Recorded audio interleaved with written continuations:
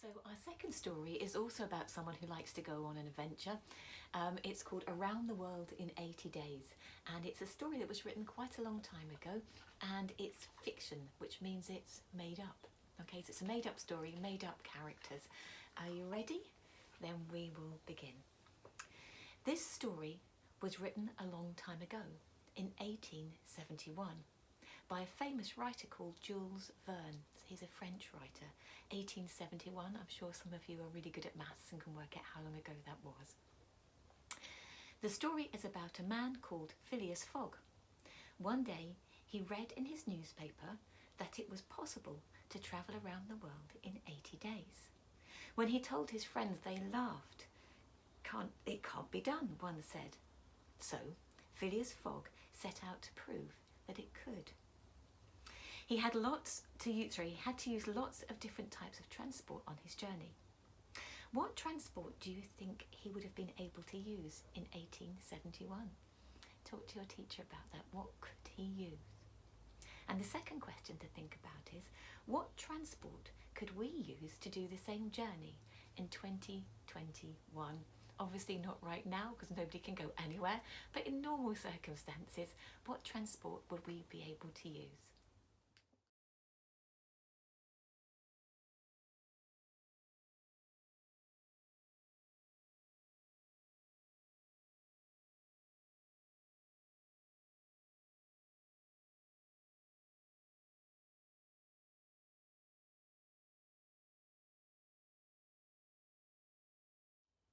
Where we pick up the story, Phileas Fogg and his loyal butler Passepartout have travelled from London to France, across Europe, to Africa, then India, and then America. They now have to cross America from San Francisco on the west to New York on the east coast. The final part of their journey will be to sail across the vast Atlantic Ocean, back to the United Kingdom, and then race back to London. Time is running out. They have a long way to go and not much time. Let's just have a little look at that if I can use my globe. Not a geography teacher, so if I do get it wrong, geography teachers, please forgive me, I'm doing my best. Right, here we go. So United Kingdom is here. London we know is in the southeast. So it said he travelled across Europe down to Africa, so this is the African continent here. He then went across to India, which is here, and then it said from India he travelled to America, so he would have had to have crossed here and then travelled across the Pacific Ocean, which you can see is huge. It's the biggest ocean in the world, until he ends up on the east coast of America. His journey then will take him across America, then hopefully back to the United Kingdom, and then back to London. So he's going to do all of that in 80 days. Remember, this is back in 1871, so no aeroplanes. Are we ready? Let's read the story. They had no time to waste. Fogg and Passepartout raced to catch the next ship for San Francisco. Passepartout began to think Fogg would win his bet, but he also knew Inspector Fix thought Phileas Fogg was a runaway thief and wanted to arrest him. If he did this, they would never make it back to London in time. Luckily, their journey on the steamship went smoothly and they arrived in San Francisco. The Pacific Railroad steamed right across the country to New York. It had every luxury on board, from shops to restaurants, but it still had to wait when a herd of buffalo crossed the track. The next obstacle was a shaky bridge. "I'll cross it at top speed," said the driver. He went so fast the wheels scarcely touched the tracks. The train reared up and jumped across. As it landed on the other side, the bridge crashed into the river.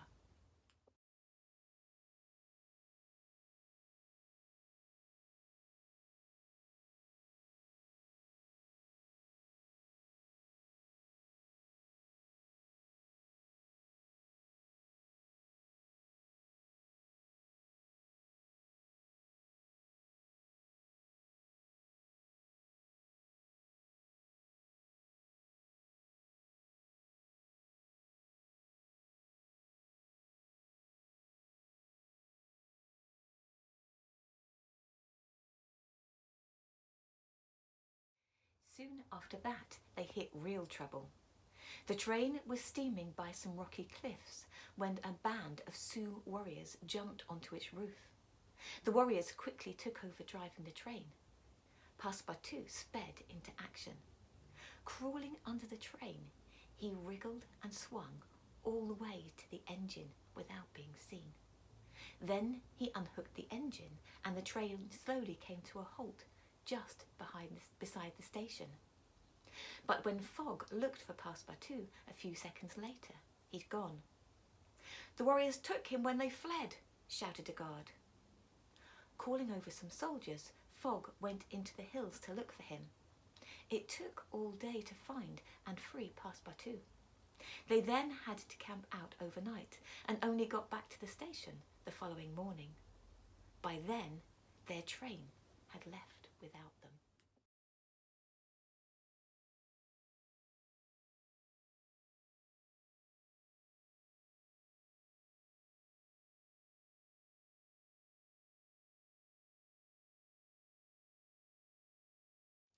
"What will we do now?" exclaimed Passepartout. Luckily, a man with a land yacht offered to help. Soon they were gliding over the snow. Wind filled the yacht's sails and it whizzed over the icy plains. They caught up with the train for New York at the very next station. It puffed across the country at top speed. Fogg still had a chance. They finally stopped at a station by the steamship pier on the bank of the Hudson River in New York. But the ship to England had already left, only 45 minutes earlier. No other steamers could take them across the Atlantic Ocean in time. Passepartout was crushed, but Fogg didn't give up.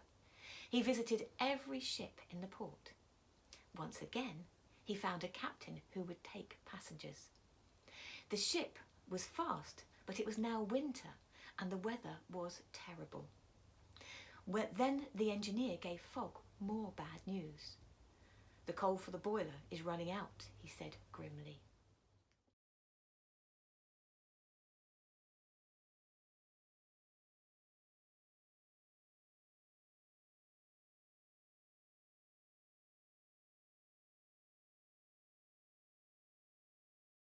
Once again, Fogg didn't give up. He ordered the sailors to cut down the mast and chop it into logs. Then he told the astonished men to burn the wood in the ship's boiler. Over the next 3 days, the sailors burned the ship's bridge, the cabins, and even the decks. By the time they reached England, only the ship's metal hull was left, so the hull is the main bottom part of the ship. They landed in Liverpool with just enough time for Fogg to catch the train to London and win his bet. But fate stepped in his way yet again. Inspector Fix, still convinced Fogg was the criminal he had been seeking, arrested him. This led to a 3-hour delay where he was arrested and then freed by a very embarrassed and apologetic Inspector Fix. Fogg paid for a special train which roared down to London. As it pulled in, he checked the station clock. 8:55. Fogg had lost his bet by just 10 minutes.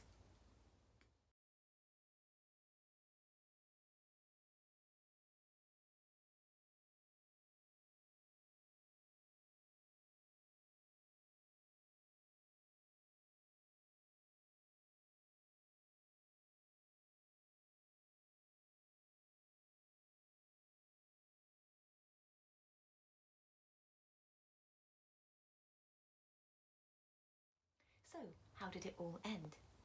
Phileas Fogg, of course, was disappointed. However, his trip around the world had found him a treasure more precious than money: love. He had met and fallen in love with Princess Aouda when he was in India. She had returned to England with him, and Fogg was overjoyed when she agreed to marry him. However, when Passepartout went to see the priest to book the wedding, he came back with incredible news.